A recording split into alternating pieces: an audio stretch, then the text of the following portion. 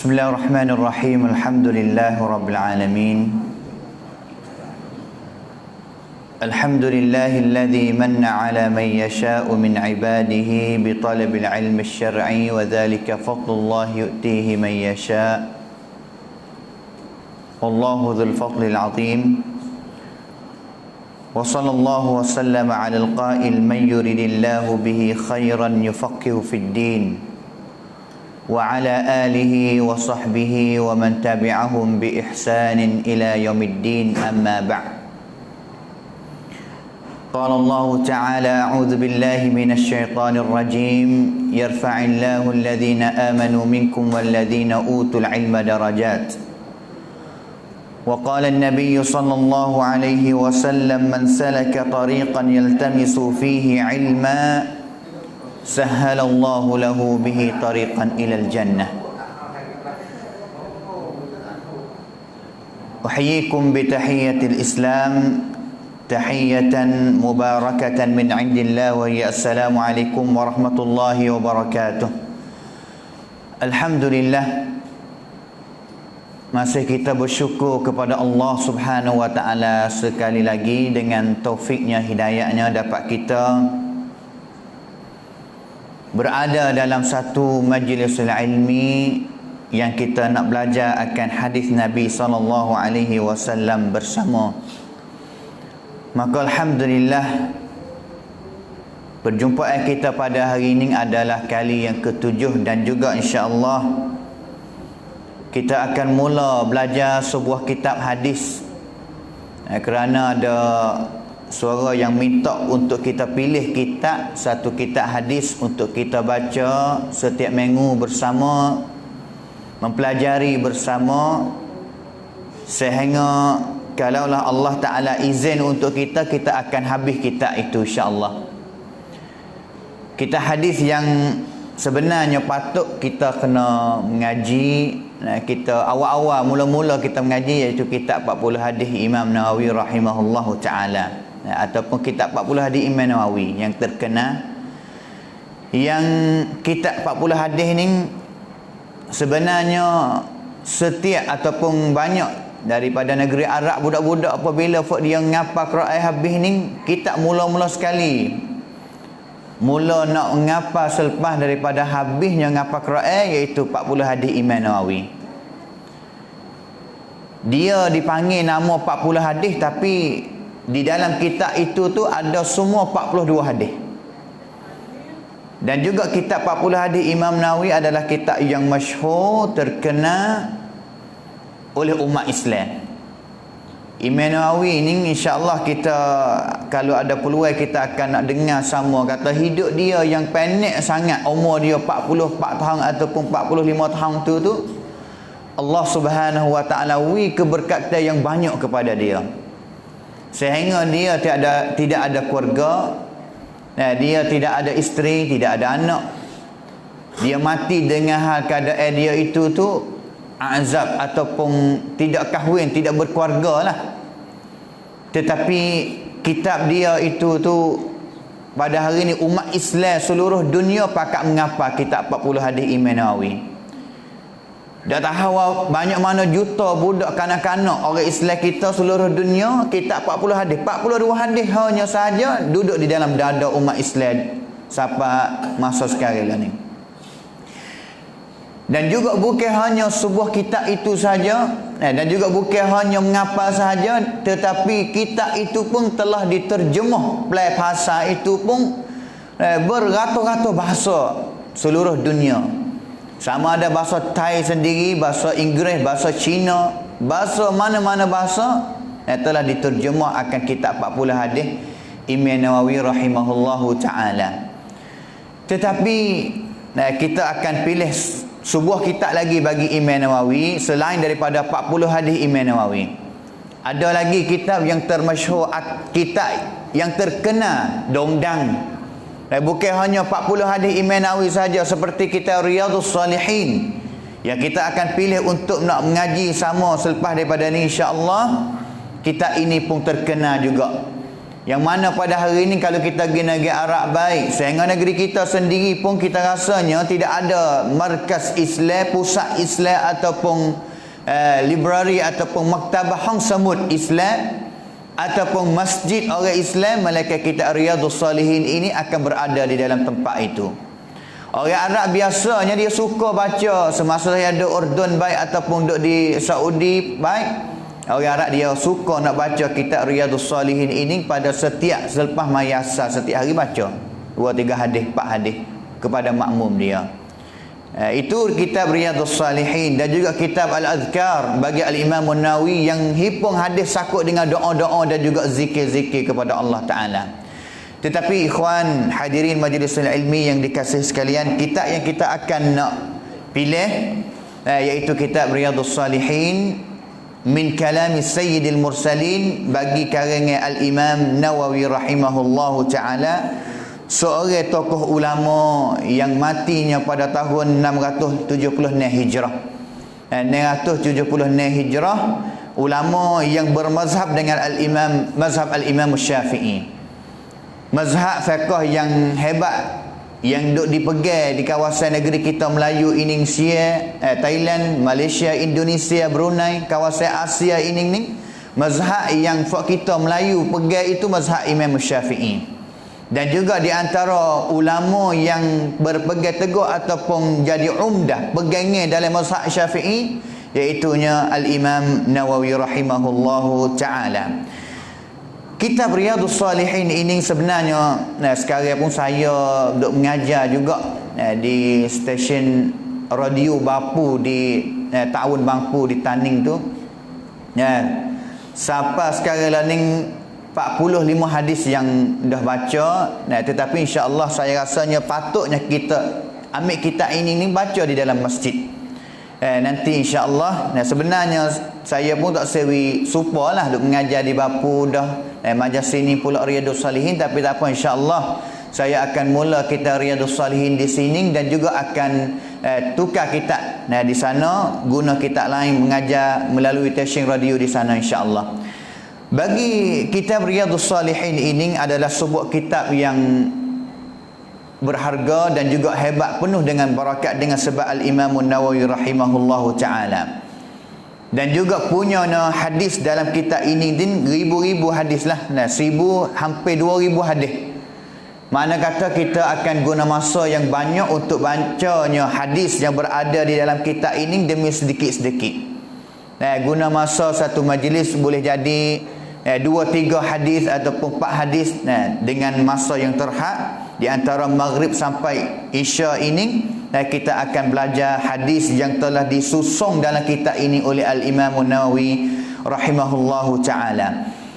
Hadirin ahli majlis ilmi yang dikasihi sekalian, kita kena faham kata setiap kitab yang ulama tulis, sama ada kitab tafsir baik, sama ada kitab hadis baik, sama ada kitab fiqh baik, mana-mana kitab agama ulama tulis tu dia ada sebab. Orang panggilnya sababut ta'lif ataupun sahih kongkan prapan ataupun tulis kitab ini ulama tulis apa? Tujuan apa? Ada tujuan belakang. Ataupun kita panggil mudah-mudah kata Imam Nawawi karya ataupun susung kitab Riyadhus Salihin ini pun dia ada niat dia yang dia nak. Mana kata ada tujuan dia yang dia telah niat kata apa yang dia nak dapat daripada kitab ini, dan juga orang yang baca kitab ini nak akan dapat gapo, nak beri manfaat gapo kepada orang yang baca, orang yang belajar ataupun orang yang menghafal dia. Dan juga kitab Riyadhus Salihin ini belum kita nak masuk hadis yang pertama, sedikit kita nak baca simpulan Al-Imam Nawawi dia sebut dalam muqaddimah kitab ini. Imam Nawawi ni dia buat muqaddimah dia, orang panggil bahasa Sia kata bot, kena 6 bot. Orang panggil tu mulai dia muqaddimah dia ni royak dulu kata tujuan gapo dan juga cara susun kitab dia balas mana, sehingga sekali-sekali dia niat kitab ni bermanfaat kepada orang baca balas mana, barulah masuk tajuk yang pertama, hadis yang pertama.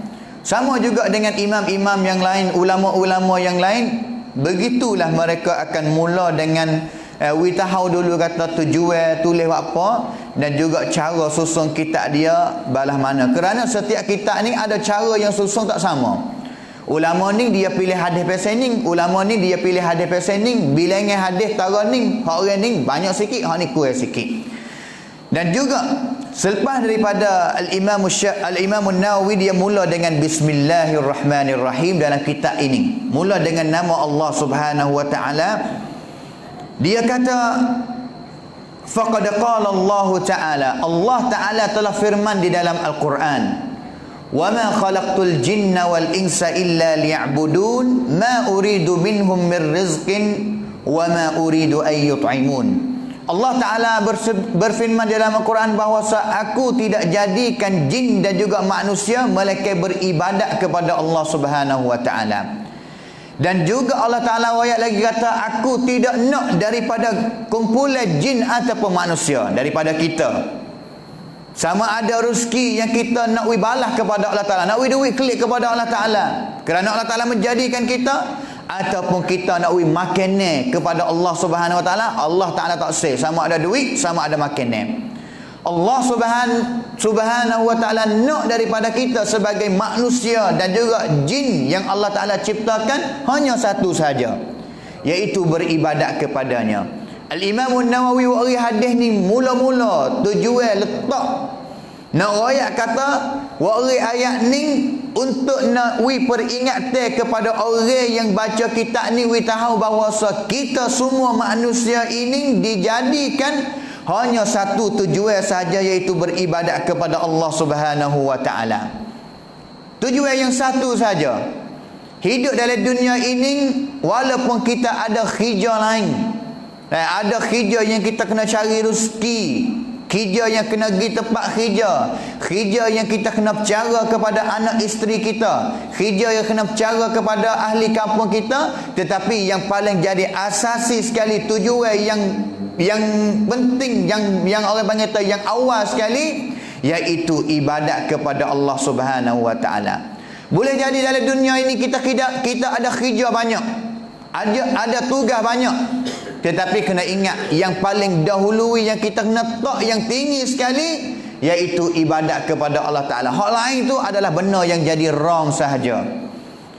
Rezeki yang kita kerja, yang kita duk cari usaha, nak kaya, nak rumah yang besar, nak kereta, itu adalah benda yang jadi wrong daripada tujuan asal, iaitu beribadat kepada Allah Ta'ala. Imam Nawawi yang kata ini kena ingat. Apabila kita dah tahu kata Allah Ta'ala cipta kita untuk beribadat kepada dia, maka patutlah kita kena mikir cari jalan kata nak buat balas mana untuk kita ni kepentingan kepada ibadat. Pentingnya ibadat kepada Allah Subhanahu wa taala lebih daripada benda lain dalam dunia ini. Dan juga usaha paling belakang, tidak peduli, tidak tenggelam dengan apa sahaja dalam dunia ini yang boleh melalaikan dia daripada beribadat kepada Allah Subhanahu wa taala. Ini tujuan yang Imam Nawawi dia tulis kitab ini mula-mula sekali Nawawi kita ingat kata kita dijadikan dalam dunia ini untuk beribadat kepada Allah Ta'ala. Nabi kita tahu kata dunia ini adalah tempat sementara saja, bukan tempat abadi. Tetapi hari kiamat adalah tempat yang abadi untuk kita dicari Allah Subhanahu wa Ta'ala. Dengan sebab itu apabila Al-Imam An-Nawawi ayat kata dunia ini tempat sementara saja, orang yang paling bijak sekali yang hidup dalam dunia ini, orang yang paling cergas sekali, bijak sekali, yang tidak cedera, yang hidup dalam dunia ini adalah golongan al-ubbad, golongan orang yang suka beribadat kepada Allah Subhanahu wa taala. Hak ni adalah orang yang paling cergas sekali yang hidup dalam dunia ini. Bukan kata lemah, bukan kata lalai, bukan kata galik dengan sebab dunia. Tak. Mereka tahu kata dunia ini adalah tempat yang sementara sahaja. Dan juga Imam Nawawi yang kata wa aqalun nas, manusia yang paling cerdik sekali yang hidup dalam dunia ini adalah hidup dia dalam dunia ini dengan secara zuhud, zahid ataupun semata kerana Allah Subhanahu wa taala. Dok biasa. Ambil apa, cari benda apa sahaja dalam dunia ini yang cukup mada untuk dia pergi kepada hari akhirat sahaja. Benda mana yang Allah Ta'ala haruh kita cari dia, tapi kadang-kadang dia tidak penting sangat. Cukup kita sekadar ni, cukup sekadar ni untuk membawa kita pergi kepada hari akhirat nanti. Dengan sebab itu Al-Imam An-Nawawi kata, apabila kita dah tahu kata orang yang paling cergas sekali iaitu orang yang suka beribadat, orang yang paling bijak sekali yang hidup dalam dunia ini adalah orang yang hidup dengan secara zahir semata kerana Allah Subhanahu Wa Taala, maka cara mana yang boleh dia duduk dengan hal keadaan betul seperti itu, iaitu cergas sekali, bijak sekali, tidak lain tidak bukan melainkan dia berhidup sama dengan apa yang sahih ataupun contoh tauladan baik daripada Nabi SAW. Tak ada. Cara yang kita nak jadi orang yang cergas sekali dalam dunia ini, kena belajar apa yang sahih daripada Nabi. Nabi kata balah mana, Nabi buat contoh balah mana, cara itulah adalah cara yang cergas sekali. Cara itulah adalah cara yang bijak sekali untuk kita hidup dalam dunia ini. Cara Nabi. Cara Nabi bab yang daripada Nabi SAW lah, yang mana Imam Nawawi wari hadis semua ini. Hadis ini kalaulah kita belajar seolah-olah kata Imam Nawawi kata kita akan jadi orang yang cergas sekali yang hidup dalam dunia ini. Dan juga hadis yang Imam Nawawi banyaklah hadis yang sakut dengan menggalakkan kita buat baik dan juga mencegahkan kita jauh daripada benda-benda yang jahat, ataupun adab kita untuk hidup dalam dunia ini, menyuci jiwa nafsu kita, cara nak membaikkan akhlak kita bala mana. Al-Imam An-Nawawi rahimahullahu ta'ala telah himpun dalam kitab Riyadhus Salihin ini. Dan juga Imam Nawawi dia akhir perkataan dia kata, wala azkuru illa hadithan sahihan. Dan juga aku tidak sebut dalam kitab ini, tak wari hadis dalam kitab ini, melainkan kitab yang aku telah pilih, aku telah cek siap dah kata hadis itu adalah hadis yang sahih daripada Nabi SAW. Hadis yang sahih saja. Kerana Imam Nawawi walaupun dia alim di dalam bidang fiqh, tapi di bidang ilmu hadis pun dia adalah salah satu ulama yang alim mengenai dengan ilmu hadis juga. Dan juga akhir sekali dia berdoa dan minta orang mana saja yang baca kitab ini, yang belajar kitab ini, Imam Nawawi dia minta daripada kita. Minta daripada kita, sama ada saya yang mengajar malam ni, kita semua yang dengar hadis ataupun apa sahaja yang Imam Nawawi wari daripada kitab ini, dia minta kepada kita untuk kita berdoa kepada dia. Dia suruh kita ni doa kepada Imam Nawawi kata. Doa kepada dua ibu bapa dia, doa kepada tok guru dia, doa kepada saing-saing kekasih dia, dan juga doa kepada orang Islam semua. Itu yang Imam Nawawi nak daripada kita apabila kita dapat manfaat daripada kitab yang dia karang ini. Tak save benda lain. Makna kata dia niat penuh ikhlas kerana Allah Subhanahu wa taala. Kita akan masuk tajuk yang pertama dalam kitab Riyadhus Salihin ini.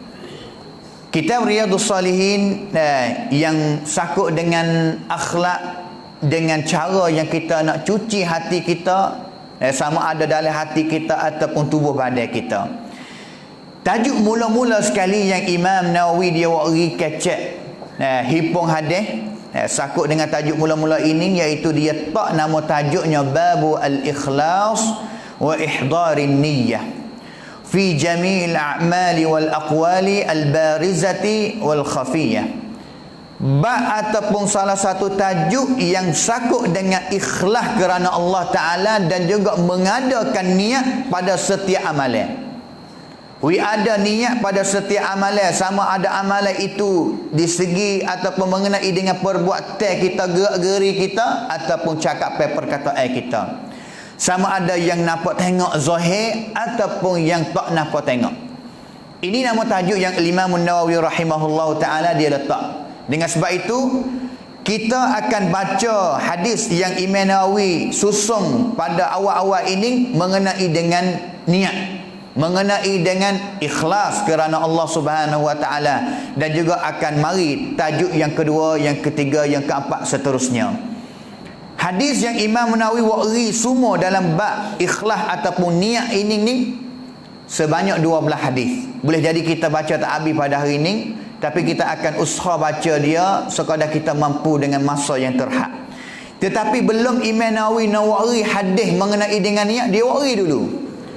Wa'ri ayat-ayat Quran yang sakut dengan niat. Kerana kita kena ingat kata kadang-kadang mengenai dengan niat, mengenai dengan ibadat mana sahaja, bukan hanya sebut dalam hadis Nabi saja, bahkan itu ada asal yang telah disebut oleh Allah Subhanahu wa taala di dalam Al-Quran. Sama juga dengan niat. Niat Allah taala kecek royak we tahu mengenai dengan niat di dalam Al-Quran dalam beberapa ayat. Banyak ayat. Al-Imam Nawawi dia wari dulu 3 ayat yang Allah Subhanahu wa taala kecek mengenai dengan niat ataupun ikhlas dalam amalan kita untuk kita beribadat kepada Allah.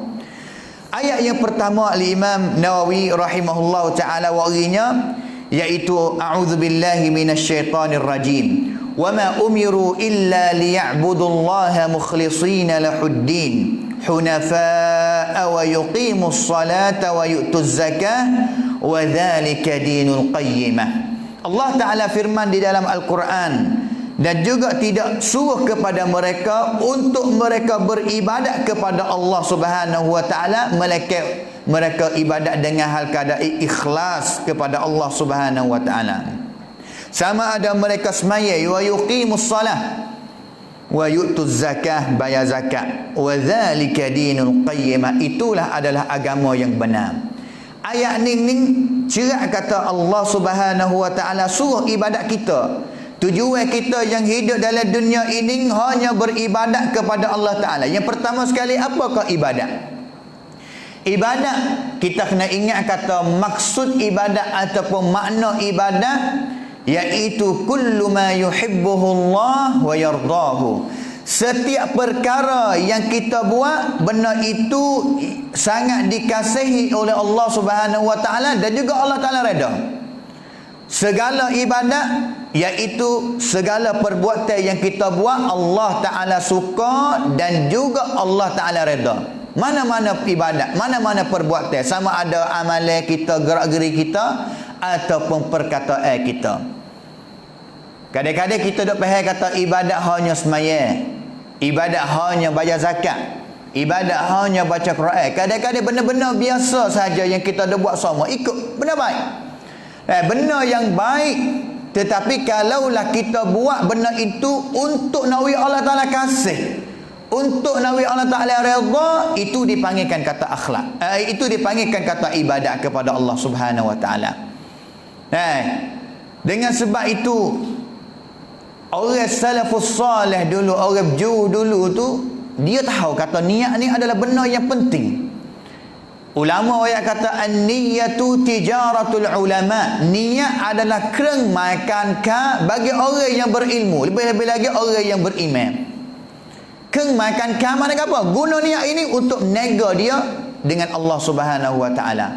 Nego apa dengan Allah Taala? Untuk dapat pahala yang banyak, yang gana-gana daripada Allah Subhanahu wa taala. Habis tu salafus salih dulu dia banyak kata inwi fi kulli syai. Haraplah kamu niat pada setiap perkara pun yang kamu buat. Gapo sahaja yang kita buat di dalam hidup kita, seharian kita, malam kita, kita niat kerana Allah Subhanahu wa taala. Hatta khurujuka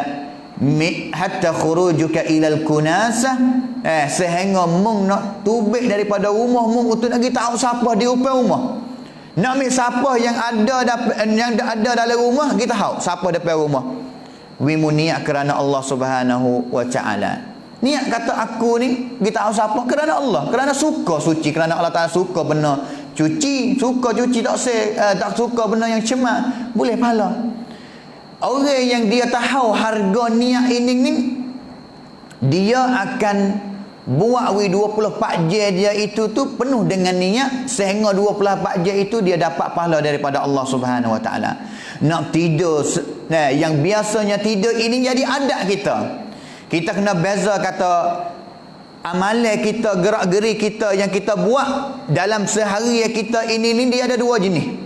Satunya adat, duanya ibadat. Adat adalah benda biasa yang kita buat, benda biasa yang manusia buat, benda biasa orang lelaki buat, benda biasa orang perempuan buat. Tidur, makan, minum, mandi. Benda ini adalah benda adat saja. Ibadat balas mana? Ibadat yang kita baca Quran, zikir, semaya 5 waktu, puasa, ibadat. Berdoa, ibadat. Tetapi apabila kita boleh tukar niat, yang kita mani awal-awal asalnya kita mani untuk nak cuci, sekadar cuci ataupun sekadar cergah kita wasa gagah sikit, wasa sedap sikit mani, tukar kita ni mani untuk nak cuci kerana Allah Subhanahu Wa Taala, sama ada nak cuci Allah Taala kasih cuci ataupun cuci untuk nak ibadat kepada Allah Subhanahu Wa Taala. Makan nasi apa yang biasa makan untuk nak kenyang, hilal lapar, tapi makan untuk niat kata aku nak ada orang untuk beribadat kepada Allah Taala, boleh pahala. Yang biasanya tak boleh pahala. Habis tu orang yang dia tahu harga niat ini, dia niat belakang. Habis tu salah satu pepatah ulama dia kata juga, ibadatu ahli al-ghaflah adatun wa adatu ahli al-yaqidhati ibadatun. Ibadat bagi orang yang cedera, orang yang lalai. Buat ibadat dengan cara lalai, tak ada nak niat kerana Allah Ta'ala. Mari semaya juga, tapi mari dengan lalai, mari dengan ralik, tak ada niat dengan secara sungguh ikhlas kepada Allah Ta'ala. Ibadat dia itu ulama orang kata tak beza kali dengan adat biasa. Mari semaya, tapi tak ada niat. Mari dengan lemah, mari dengan lalai, mari dengan pesing, tak ikhlas ataupun tak ada suka hati mana nak mari semaya ataupun baca Quran. Tak beza dengan adat ulama raya. Tetapi adat, perbuatan biasa, amalan biasa bagi orang yang yaqidhah, orang panggil kata cergah. Yaqidhah ni orang yang tentua, bangun semua, tak ada galik, tak ada mengatuk, tak ada tidur tu. Yaqidhah mana kata bangun? Bangun ni mana kata cergah lah. Tahu harga niat, adat dia itu adalah ibadat. Kerana dia niat kerana Allah Subhanahu Wa Taala. Itu ayat yang pertama yang Al-Imam Nawawi royak, mukhlisina lahuddin, untuk berikhlas kepada Allah Subhanahu Wa Taala. Ayat yang kedua, Allah Taala firman di dalam Al-Quran, la yanalallaha luhumuha wala dima'uha walakin yanaluhu taqwa minkum. Sesungguhnya daging yang kita gorban tu, sama ada dalam udhiyah kita pada hari raya ataupun akikah kita ataupun mana-mana jenis ibadat yang kita gorban dia untuk kerana Allah, daging dia, darah dia itu tak sapali kepada Allah Subhanahu Wa Taala. Mana kata Allah Taala tak sel benda tu. Daging yang kita gorban lembu 7 giyek, seekor lembu itu daging dia Allah Taala tak sel. Darah dia Allah Ta'ala tak sel. Tapi yang Allah Subhanahu Wa Ta'ala nak sekali at-taqwa, niat yang kita beribadat itu. Kita sembelih kerana Allah Ta'ala ataupun tidak. Kerana pada zaman jahiliyah dulu tu, orang musyrikin yang sembah kepada tokong, apabila mereka gerban, mereka buat udhiyah itu, mereka akan ambil darah itu tu dan gibui kepada tokong mereka.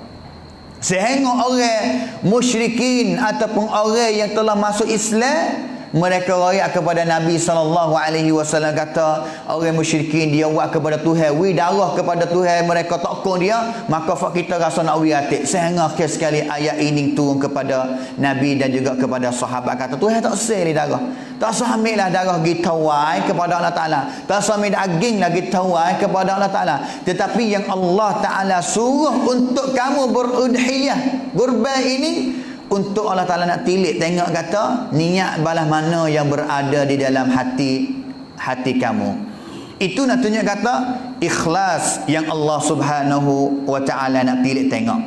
Ayat yang ketiga, Allah Subhanahu Wa Ta'ala firman, Qul in tukhfu ma fi sudurikum aw tubduhu ya'lamuhu Allah. Katakanlah wahai Muhammad kepada kaum kamu. Suruh Nabi royak kepada sahabat, jikalau kamu usaha nak susuk benar yang benar yang berada di dalam hati dia. Mana kata niat dia nak tusuk tak sewi Allah tak sewi Allah Taala tahu, tusuk dalam dada tak sewi manusia tahu, tak sewi sains dia tahu. Tetapi ingatlah benar yang kamu kacir duk susuk dalam dada kamu itu ataupun nak zahir pun, semua itu adalah Allah Subhanahu Wa Taala tahu belaka. Allah Taala tahu belaka. Habis itu ulama royak kata tempat yang betul sekali untuk kita niat iaitu di hati. Mahallun niyati al-qalbu, tempat yang kita niat hati. Bukan dengan mulut, bukan dengan gapas kedak. Tetapi dengan mulut untuk kita nak latih kita lah. Tapi kalaulah kita kata dengan mulut, hati kita tak niat, itu tak sah. Seperti mana katanya Al-Imam An-Nawawi rahimahullah ta'ala sendiri. Kerana dia ada di sana orang bicar, kata niat ini ni lebih-lebih lagi khususnya semasa semaya, kena niat ke tak dengan mulut ataupun cukup hanya dengan hati. Cukup hanya dengan hati. Kerana ada setengah orang yang kata pastilah kena niat dengan lafaz tu. Baik kata usalli salatal maghrib, kena niat kata sembahyang maghrib 3 rakaat. Tetapi dalam kitab fiqh bagi Imam Nawawi dia ada satu kitab fiqh dia, nama kitab Al-Majmu'.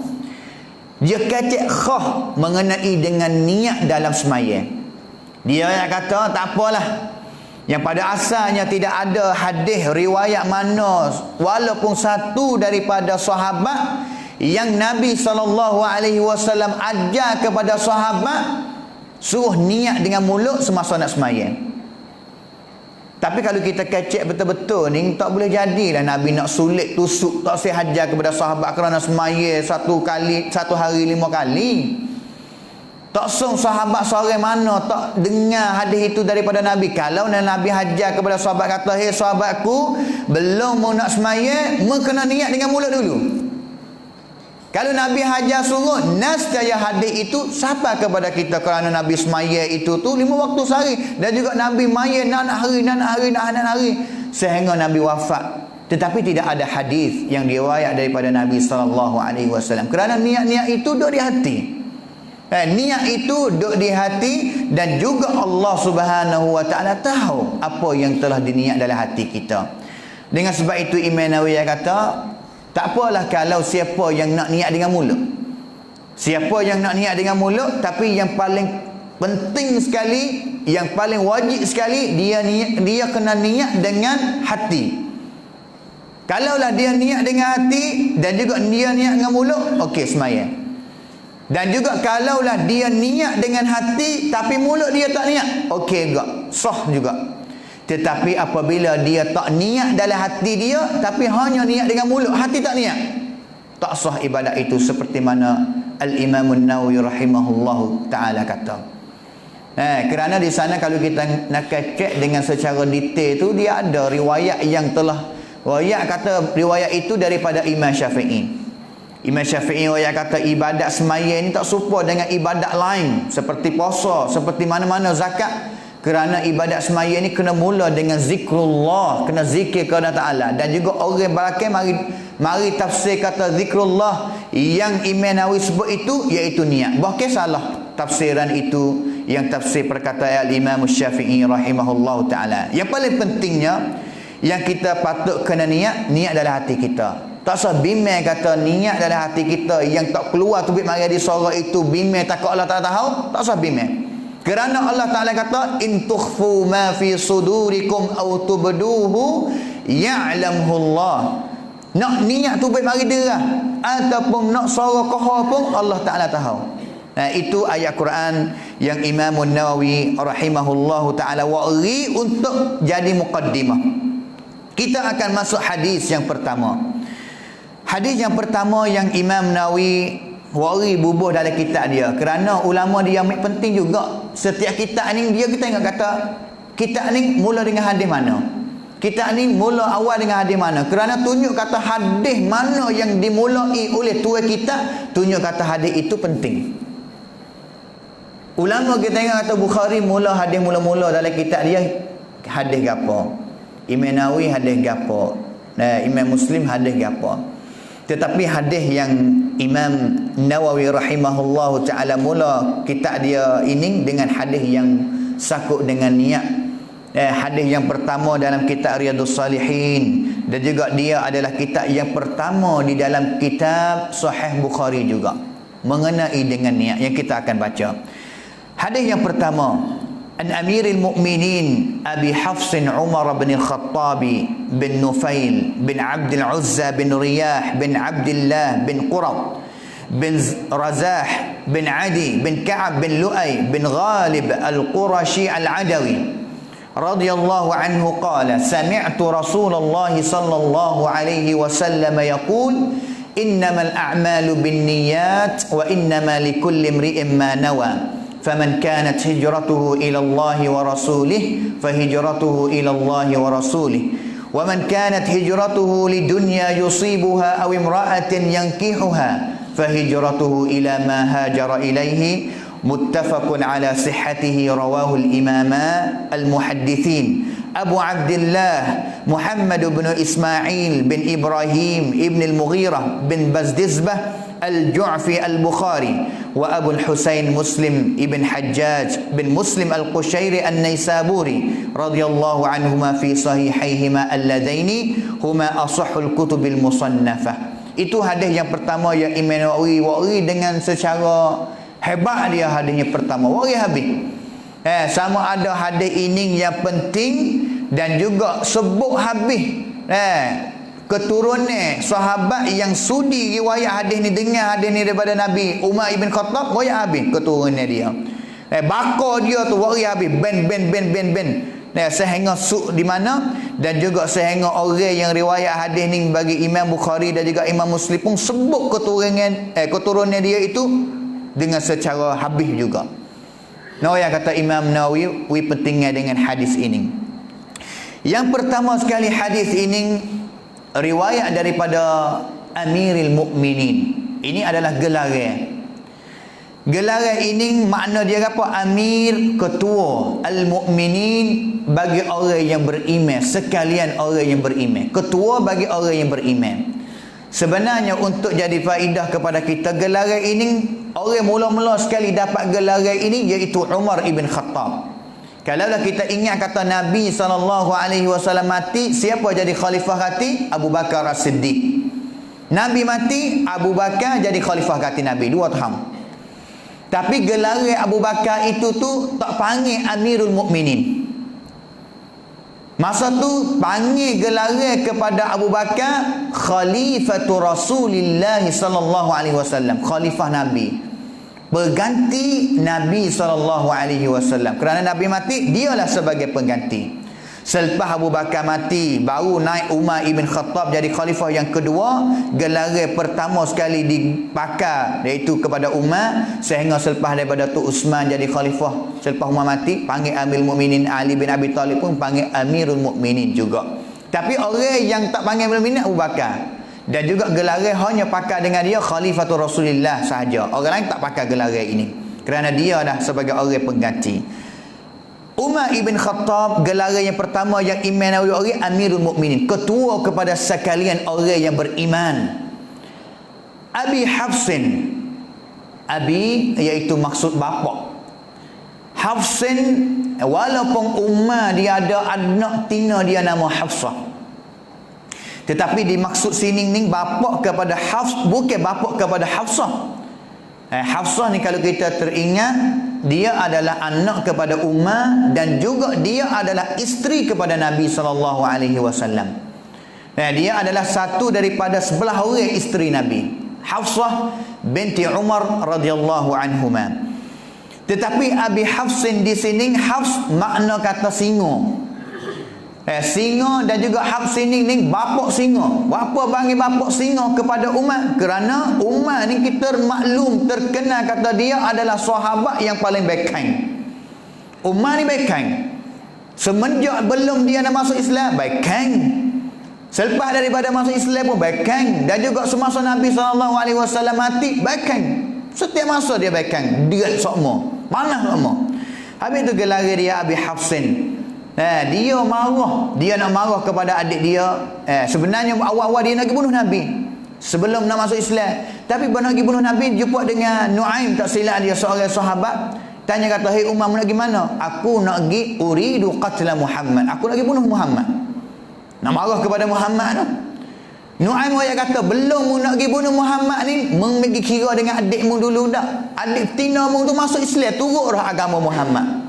Dengar suara pasal itu tu panas belinga. Lalulah patah balik kelik di rumah dia untuk nak pergi buat kira dengan adik tina dia. Sehingga pergi jumpa adik tina dia itu dengan suami dia duk sedang-sedang baca Quran. Sedang-sedang duk baca Quran. Masa tu lah Umar mula-mula kali baca Quran. Tetapi sehingga adik dia tahu kata, "Umar mari ni waktu tusuk kertas Quran, waktu tusuk." Sehingga Umar masuk kata, "Tak ada kamu dah baca gapo?"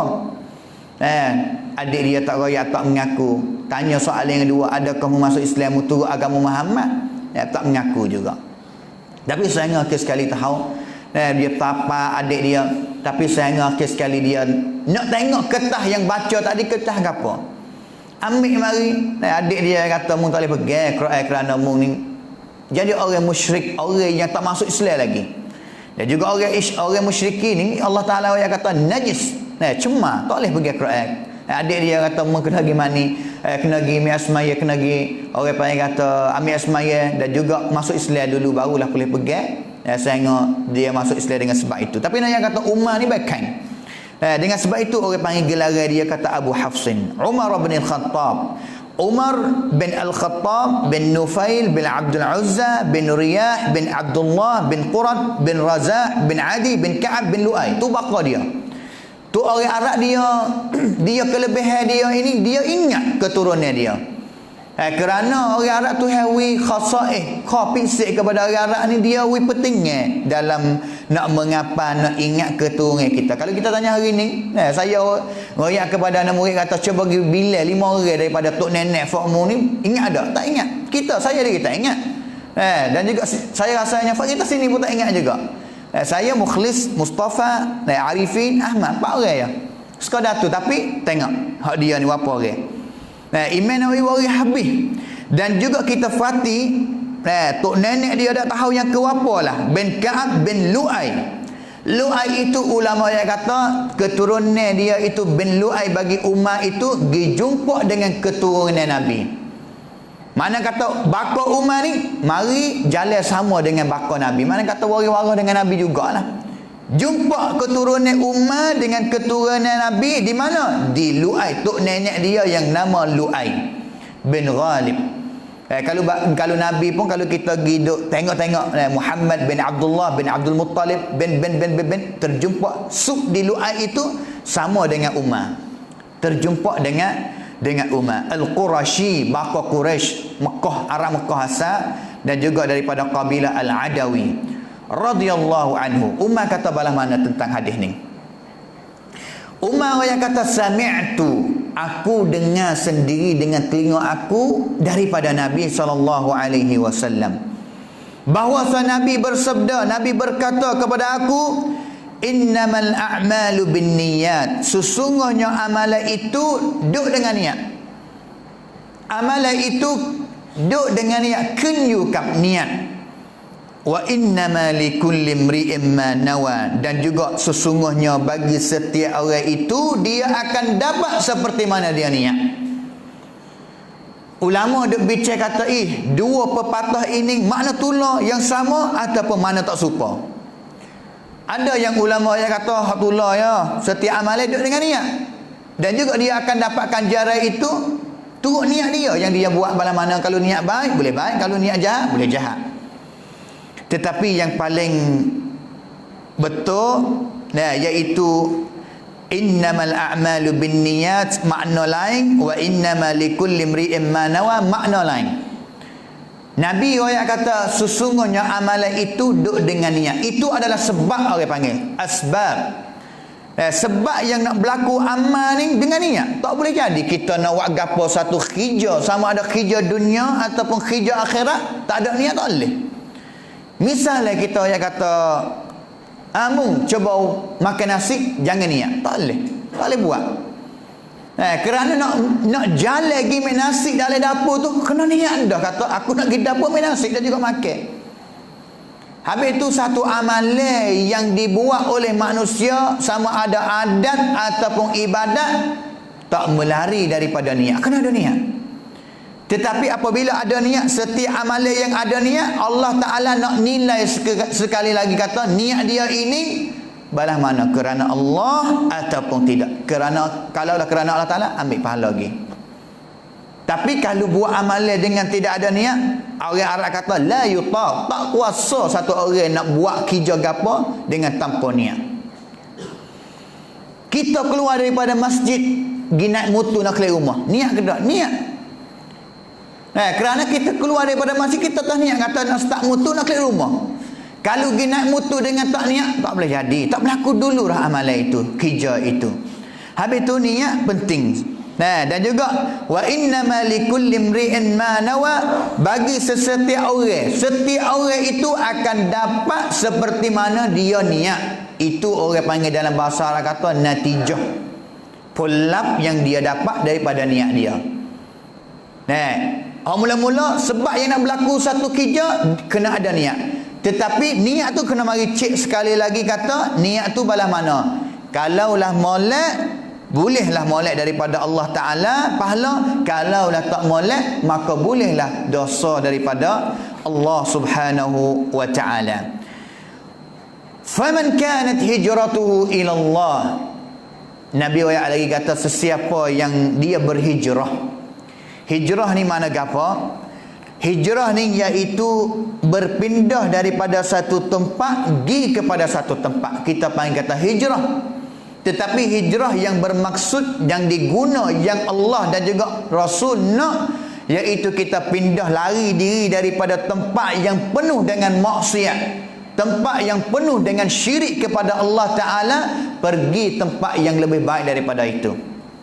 Kerana boleh jadi kalau kita duduk tempat yang penuh dengan syirik, penuh dengan maksiat, kita akan juluh masuk dengan syirik atau buat maksiat juga. Seperti mana Nabi SAW hijrah tinggal Darul Kufur pada masa tu Mekah tu kafir, musyrikin, khianat, zalim, tak boleh duduk. Sehingga kena pergi cari bana lain untuk beriman kepada Allah Ta'ala ataupun dapat bebasan yang paling banyak, yang paling luas lagi, hijrah pergi kepada Madinah, tinggal. Tinggal itu kita panggil kata hijrah. Nabi kata sesiapa yang dia hijrah dengan niat pergi cari Allah dan juga cari Rasul, pindah daripada petani, pergi kepada jalan, niat kata aku duduk petani ku ibadat tak jauh mana, tapi duduk jalan iman kuat sama. Niat kerana Allah, niat kerana Rasul, maka hijrah itu pun dia akan dapat pahala dengan sebab niat kerana Allah dan juga kerana Rasul. Tetapi satu orang lagi, kalaulah dia hijrah dalam dunia ini, dia nak hijrah daripada jalan pergi kepada menara, tapi niat li dunia, duk sining duit sikit, kalau pergi duk sana boleh duit banyak, kerja misalnya, ataupun duk kenal kepada satu orang perempuan, nak pergi hijrah pergi duk menara untuk boleh nikah dengan orang perempuan itu. Nabi kata hijrah pergi kepada satu tempat li dunia, kerana dunia, ikut yusibuha, nak dapat habuan daripada dunia.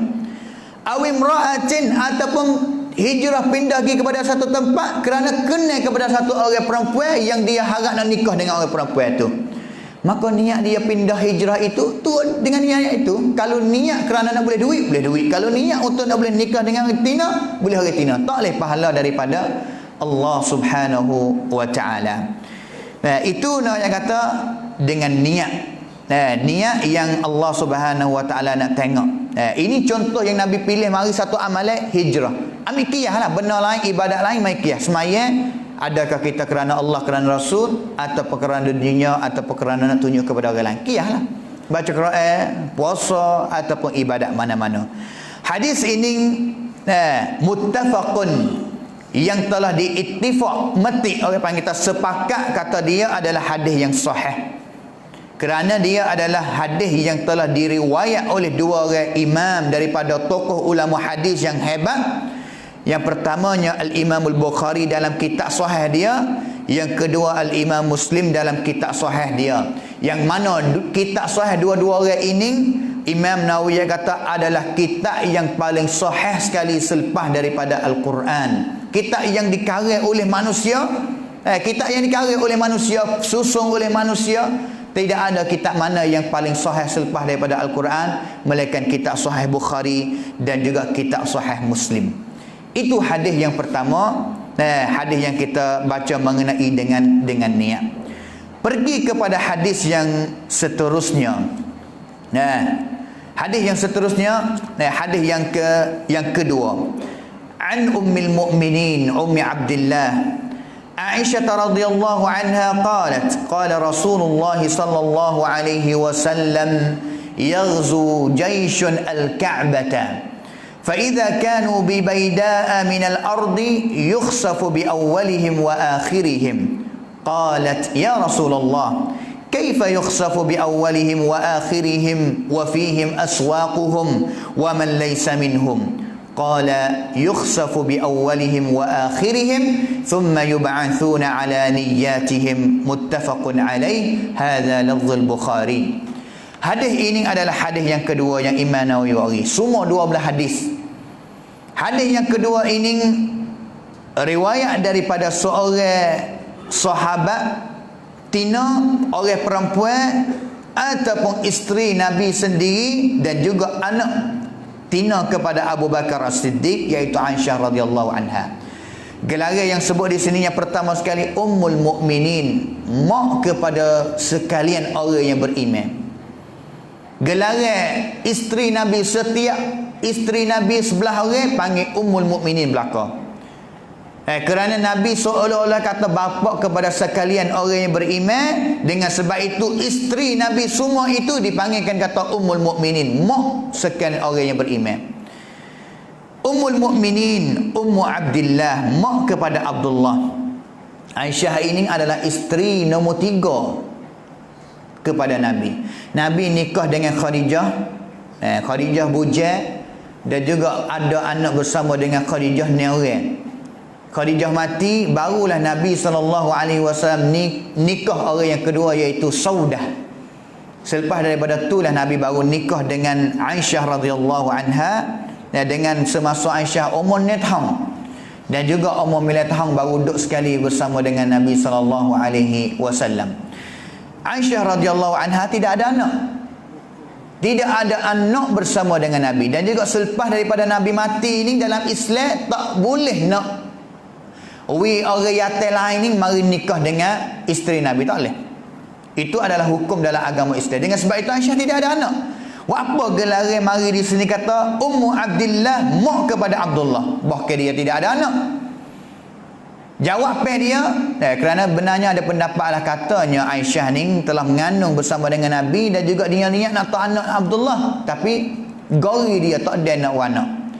Itu pendapat yang pertama yang kurangnya. Betul. Pendapat yang keduanya, dengan sebab panggil gelar Ummu Abdillah kerana Aisyah ni ada kakak dia nama Asma binti Abi Bakar. Asma ini nikah dengan Az-Zubair bin Awam. Anak namanya Abdullah bin Zubair. Makna kata anak berdarah Aisyah lah. Anak berdarah Aisyah Abdullah bin Zubair, anak kepada Asma kakak dia ini. Aisyah rapat main semua sehingga dia suka Nabi panggil gelar kepada dia kata Ummu Abdillah, mak kepada Abdullah, anak darah dia. Bahkan bukan anak dia kali. Dan juga Abdullah bin Zubair ini adalah budak yang pertama yang lahir selepas daripada Nabi SAW hijrah sampai Madinah. Nabi sampai Madinah, budak mula-mula sekali yang mana? Abdullah bin Zubair, anak kepada dia Az-Zubair bin Awam dan juga Asma binti Abi Bakar. Az-Zubair bin Awam salah satu daripada 10 orang yang Nabi telah garanti kata dia boleh masuk syurga. Aisyah radhiyallahu anha qalat, satu kali Nabi SAW bersabda, yaghzu jayshun al-Ka'bah, akan ada satu tentera kongtap yang akan mari serang Kaabah di Mekah. Nabi orang panggil kata payakon kata, akan ada satu tentera yang akan mari serang di Kaabah ataupun lagi serang Mekah lah. Nama Kaabah. Sehingga mereka keluar daripada kawasan tempat negara mereka, kampung mereka, nak mari kepada Mekah ataupun Kaabah sampai kepada satu tempat yang panggil kata Baida. Baida ini adalah tempat kawasan padai pasir yang luas. Tentera fok dia tu sampai dia pada tempat itu. Tetekala itu bumi ataupun padai pasir itu tu fok dia tenggelam masuk dalam tu. Tentera mari belakang, dalam tentera itu mari tahan tentera yang pegang bedang. Dan juga orang panggil kata dalam tentera yang mari bersama pun orang yang tak niat mari nak serang Kaabah kali, tapi mari untuk orang panggil kata nak pergi berniaga, jual. Nak pergi berjual. Tetapi yang mari sama dengan tentera, sama ada orang yang tak niat nak mari serang Kaabah, nak mari berjual, nak mari berniaga, yang mari bersama dengan fok dia tentera itu sampai kepada Baida pada pasir, maka bumi itu tenggelam, fok dia masuk dalam pada pasir. Semua awal orang panggil kita tauna bi awalihim sehingga akhirihim. Awal semua, mana kata semua yang mari itu gelap belaka masuk dalam bumi. Aisyah dengar daripada Nabi, kejut. Ya Rasulullah, hai Rasulullah, kaifa yukhsafu bi awalihim wa akhirihim? Bagaimana berlakunya semua fak dia itu yang mari itu tenggelam masuk dalam buminya? Bahkan daripada kalangan fak dia itu ada orang yang tak mari niat bersama dengan tentera mari nak serang Kaabah. Mari dengan nak berniaga, nak jual beli, nak mari tak pasar dia panggil. Aswaq, mari tak nak untuk nak jual, nak berniaga. Tapi buat apa? Dia tak niat jahat kali, buat apa kena tenggelam masuk dalam bumi hati? Nabi SAW kata yukhsafu bi awalihim wa akhirihim. Sebab yang mereka semua itu sama ada orang yang niat jahat, niat baik, tidak ada niat jahat, tenggelam masuk dalam bumi itu dengan sebab Allah Ta'ala nak bangkit pada hari kiamat. Walaupun dia kena gelap belaka, tapi hari kiamat Allah Ta'ala akan bangkit mereka turut niat-niat mereka. Tak usah bimbang lah. Tak usah bimbang kata belah dia nak mati, tenggelam masuk dalam bumi. Walaupun dia tidak ada niat jahat, tapi pada hari kiamat Allah Ta'ala adil. Allah Ta'ala yutitam. Allah Ta'ala akan pipaksa turut niat fak mereka masing-masing. Bukan nak maurum belaka dah. Tapi yang kita dapat di sini sebenarnya ada yang kata pendapat di sini ni, tentera yang mari nak serang Kaabah ini adalah tentera Abrahah yang mari daripada Yaman nak ambil Mekah, nak ambil Kaabah waklik kepada negeri mereka. Tapi sebenarnya tepat orang panggil tahu hikmah ini berlaku semasa Nabi itu baru-baru wanak ataupun baru-baru wanak tahun yang Nabi wanak dikatakan. Tetapi Nabi payakon selepas daripada tu. Kerana Nabi orang kata anakot bukan benda yang lepas. Kerana Nabi sebut hadis ni semasa Nabi besar dah. Mana kata hikmah Abrahah yang mari nak peracun, nak mari runtuh Kaabah dan juga nak pergi bina negeri dia itu tu semasa Nabi budak lagi, belum latih jadi Nabi lagi. Dan juga dalam lafaz samnun yang guna dalam hadis pun Nabi guna yaghzu. Mana kata benda bukan benda anak, benda adik dak, benda yang akan berlaku pada masa depan. Nah, dikatakan ada riwayat kata nak pergi serang dengan Imam Mahdi. Satu tentera yang keluar mari nak pergi serang dengan Imam Mahdi.